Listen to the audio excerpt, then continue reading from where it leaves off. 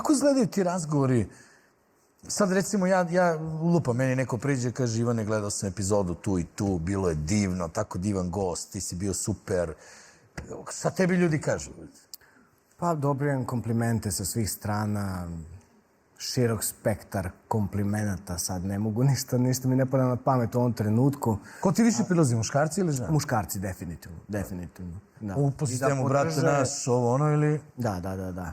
Ima svega, neko ima i neko pitanje vezano za to, neko samo podržava, svaka čast i tako to, ali evo sad sam napravio jednu, mislim samo da spomenem, sad sam imao skup za fanove i to, to na početku tvog... Pa tu su uglavnom bili muškarci koji su došli da, mislim bilo je i žena, ali najviše došlo muškaraca. A šta kaže zvanična statistika, da malo preko 30% žena u Srbiji redovno posećuje porno sajtove? Da, gledaju žene.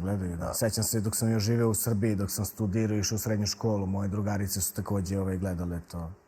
Jesi ti tad pokazivao njima, ti si govorio ja sam uvek svima govorio, ja ću to da radim, ja idem u Ameriku da to radim. I ja sam svoj san nekako sledio. Meni to super, nema. Da, i nisam